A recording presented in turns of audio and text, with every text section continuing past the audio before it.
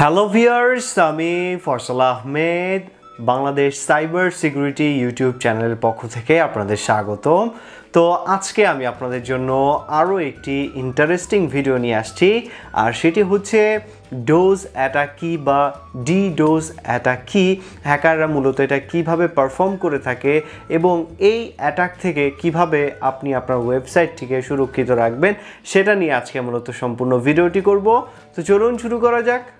তো viewers, hacking জগতের popular একটি অ্যাটাক হচ্ছে ডোজ অ্যাটাক, যার মাধ্যমে হ্যাকাররা মূলত বিভিন্ন ওয়েবসাইট বা বিভিন্ন ওয়েব সার্ভারকে জ্যাম করে দেয় বা ডাউন করে দেয়। তো আজকে আমরা এটা সম্পর্কে ডিটেলসে জানবো।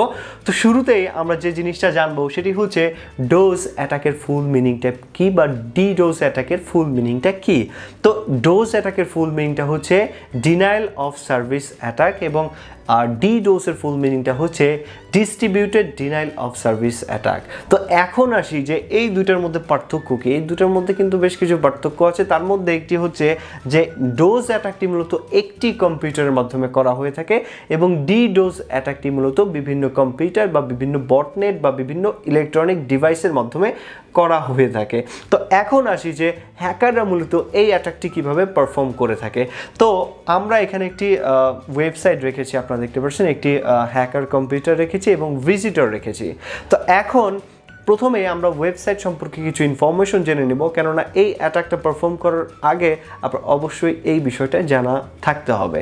তো প্রথমেই আমরা যখন একটি ওয়েবসাইট ভিজিট করে থাকি তখন এই ওয়েবসাইটের কিছু লিমিটেশন থাকে। যেমন হচ্ছে ধরুন এটা একটা ই কমার্স ওয়েবসাইট, এখানে অনেকেই ভিজিট করে থাকে। তো এই ওয়েবসাইটের একটি লিমিটেশন বা এই সার্ভারের একটি লিমিটেশন হচ্ছে এই সার্ভারটিকে একসাথে আপনার 100 জন ভিজিট করতে পারে। তো 100 জনের ভিজিটের উপরে যদি চলে যায় তখন 100-র উপরে যারা আছে তারা এই ওয়েবসাইটটিকে অ্যাক্সেস করতে পারে না। এটা হচ্ছে আপনার ওয়েবসাইটের লিমিটেশন। প্রতিটা ওয়েবসাইটের এরকম লিমিটেশন থাকে। যেমন হচ্ছে আমাদের যখন রেজাল্ট পাবলিশ হয় আপনারা দেখতে পারবেন এসএসসি বা এইচএসসি, তখন আপনারা যখন 12টার সময় রেজাল্টটা দেয় তখন কিন্তু লাখো লাখো স্টুডেন্ট কিন্তু ওয়েবসাইটে লগ ইন করার চেষ্টা করে, যার ফলে দেখতে পারবেন যে ওয়েবসাইটটা কিন্তু ডাউন হয়ে যায় বা আপনার রেজাল্টটা দেখতে পারেন না তৎক্ষণাৎ। কেননা অনেকেই ওই যে সার্ভারটি আছে সেই সার্ভারের লিমিটের থেকে বেশি লোক এই ওয়েবসাইটে ভিজিট করে, যার ফলে আপনার অন্য কেউ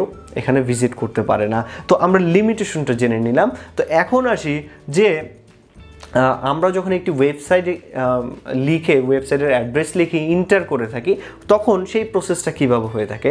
তো প্রথমে আমরা যখন ওয়েবসাইটটিকে যে কোনো ব্রাউজারে গিয়ে ইন্টার করি তখন ওই রিকোয়েস্টটা মূলত আপনার ওয়েব সার্ভারে চলে যায়, সার্ভার থেকে রেসপন্স করে তখনই আমরা মূলত ওই ওয়েবসাইটে ঢুকতে পারি। তো সেক্ষেত্রে হ্যাকাররা এখানে কি অ্যাডভান্টেজটা নিয়ে থাকে সেটা হচ্ছে হ্যাকাররা মূলত এই যে প্রথম যে অ্যাটাকটি আছে এটার নাম হচ্ছে ডোজ অ্যাটাক। তো এই ডোজ অ্যাটাকটা কীভাবে পারফর্ম করে থাকে।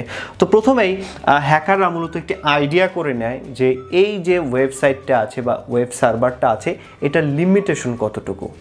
যখনই হ্যাকাররা জানতে পারে বা বের করে ফেলে যে এটার লিমিটেশন এতটুকু, ধরে নিলাম এটার লিমিটেশন হচ্ছে 100 মানুষ একসাথে অ্যাক্সেস করতে পারবে এই ওয়েবসাইটটিকে। তো ধরে নিলাম হ্যাকাররা এই বিষয়টা জেনে গেল, তখন হ্যাকাররা যে কাজ করবে এই হ্যাকারদের যে কম্পিউটার আছে এখান থেকে আপনার এই 100-র জায়গায় সে 500 রিকোয়েস্ট পাঠাবে। যখন 500 রিকোয়েস্ট এখানে অ্যাক্সেস করতে যাবে একসাথে, তখন তাদের যে সার্ভার আছে এই ওয়েবসাইটের সেই সার্ভার আপনার কাজ করা বন্ধ করে দিবে বা এতগুলো যে রিকোয়েস্ট চলে আসছে এই রিকোয়েস্টগুলোকে রেসপন্স করতে করতে যে আসল ভিজিটর আছে যারা এই ওয়েবসাইটটিকে ভিজিট করে বিভিন্ন পণ্য কিনে থাকে তারা মূলত এই ওয়েবসাইটে আসতে পারবে না। কেননা এখান থেকে যখন 500 রিকোয়েস্ট আসবে এটার যখন ক্ষমতা 100, তখন এই 500 মানুষের বা 500 ডিভাইসের যখন রিকোয়েস্টে রেসপন্স করতে যাবে তখন বাকিদের কিন্তু আপনার এখানে অ্যাক্সেস করতে দেবে না বা সার্ভারটা ডাউন হয়ে যাবে। তো এভাবেই মূলত হ্যাকাররা একটি ডোজ অ্যাটাক করে থাকে, যার ফলে একটি কম্পিউটার থেকে বিভিন্নভাবে বিভিন্ন টিসিপি বা ইউডিপি রিকোয়েস্ট পাঠানো হয় ওয়েবসাইটের উপরে, যার ফলে এই ওয়েবসাইটের যে লিমিটেশন আছে সেই ক্ষমতাকে অতিক্রম করে ফেলে, যার ফলে বাইরের যে ভিজিটরগুলো আছে, যেগুলো রিয়েল ভিজিটর, সেগুলো আর এখানে অ্যাক্সেস করতে পারে না। তো এটা মূলত হয়ে থাকে ডোজ অ্যাটাক। এটা মূলত সিম্পলি কোনো নর্মাল ওয়েবসাইট, যেমন হচ্ছে ধরুন আপনি একটি ওয়েবসাইট তৈরি করলেন, তো একটি ওয়েব হোস্টিং কিনে তৈরি করলেন, তো আপনার ওয়েবসাইটটা কিন্তু কেউ পার্সোনালি একাই কিন্তু ডোজ অ্যাটাকটি করতে পারবে। কিন্তু যে এই যে ডোজ অ্যাটাকটি আছে, ডিডোজ অ্যাটাকটি, এটি মূলত পারফর্ম করা হয় বিভিন্ন বড় বড় ওয়েবসাইট, যেমন ফেসবুক। তো ফেসবুকে আপনারা জানেন একসাথে মনে করেন কোটি কোটি মানুষ অ্যাক্সেস করতে পারে। তো সেক্ষেত্রে যখন বড় রকমের কোনো অ্যাটাক করতে যায় হ্যাকাররা, তখন এটার সাহায্য নিয়ে থাকে। তো এটার মাধ্যমে অনেক ডিভাইস একসাথে হয়ে তারপরে অ্যাটাকটা করে, যার ফলে বড় বড় যে ওয়েবসাইটটি আছে সেই ওয়েবসাইটগুলো ডাউন হয়ে পড়ে। তো এটাই মূলত ডিডোসের যে অ্যাটাকটা আছে, এভাবেই মূলত হ্যাকাররা পারফর্ম করে থাকে। তো আরও সম্পূর্ণ ডিটেলসে আপনারা যদি জানতে চান, বিভিন্ন গুগলে সার্চ করে জানতে পারেন বা উইকিপিডিয়াতে সার্চ করে জানতে পারেন। তো এটাই হচ্ছে মূলত বেসিক। তো এখন আসি যে আপনি আপনার ওয়েবসাইটটিকে ডোজ অ্যাটাক থেকে কিভাবে রক্ষা করবেন।